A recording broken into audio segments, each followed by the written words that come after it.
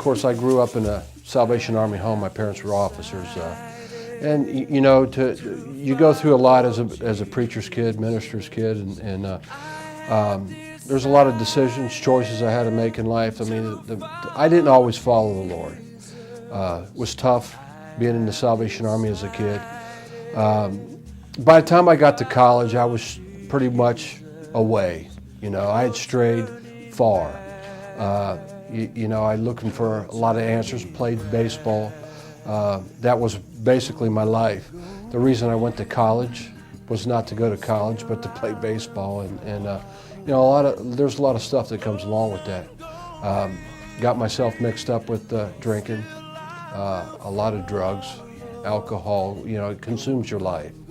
And you know, and finally one day, I was living in Alabama, bought a car for $400, traveled the country trying to buy everything east of the Mississippi, and lived in my car. It was a Cadillac, so I had plenty of room. I was just lost, you know, and I was, all these things that the world has to offer, you know, I was looking for the answers there. I think ultimately the Lord had something different for me.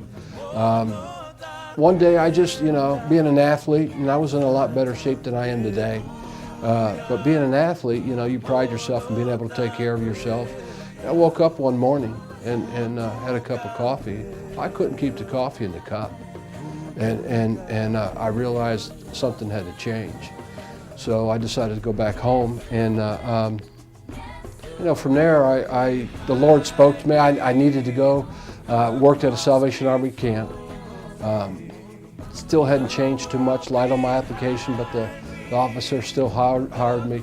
And it's funny because God had my wife there, and future wife.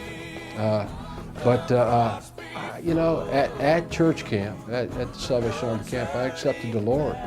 And prior to that, nothing was working, but that was it right there. I gave my life to Him. My wife, future wife, was there. And she wouldn't take none of the stuff that I was doing, trust me. But the Lord knew that, man, you know, so, and God knows. I mean, He knew my heart.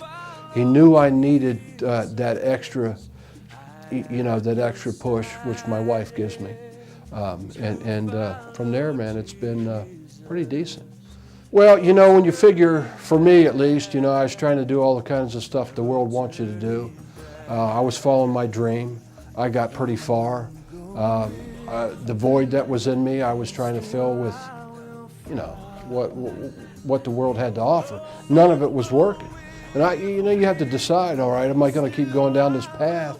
Or am I going to finally, and I don't want to say give in, because the Lord, you know, to relent to that, and you got to shed yourself of all that stuff.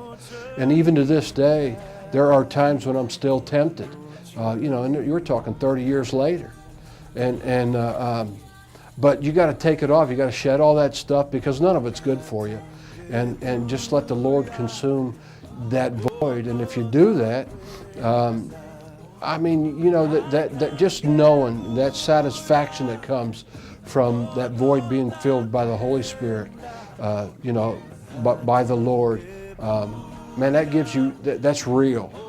And you feel worth something. You wake up knowing that God has something for you today, instead of, you know, looking for your next drink or whatever. God got something better for you. So you take all that off, you shed all that, you know, and you leave it behind. Well, you know, for me, I'm all over the place, physically and mentally. My mind soars every day. You know, I like to listen to talk radio. I like to listen to all kinds of music, all the way from rock and roll to Beethoven. But same thing. You know, you hear nothing but trash a lot of times on the radio. You hear sadness. You hear about evil. You hear all kinds of stuff. And there are times when I'm thinking, you know, I don't want to listen to this anymore, or that song that I used to listen to just doesn't do for me what it needs to be, you know. And literally, what I'll do is I'll turn to WNZR, and you know, and you always hear something that's uplifting. You always hear something that is beneficial to you now and in the future, and it makes a huge difference. Not only does it uplift my spirits, but it's just good. It's a beacon of light in the community and in the world that we need. It's not just here, man. It's on the net too, isn't it, or something? But that's what the world needs to hear. That there's an alternative to what there is out there, and that's what it does for me. Well, I think longevity has a lot to do with it. I think we've been here ministering the gospel for quite a long time.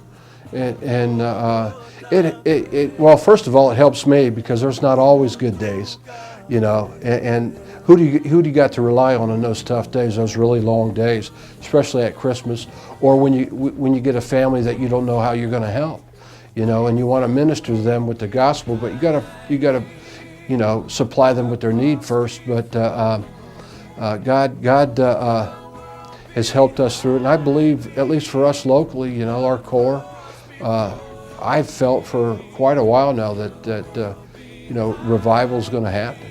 That the Spirit of the Lord is just going to start taking over, and there are good golden days. We like to look back, but I think there's a lot ahead of us too, and I think the Lord's planning them right now.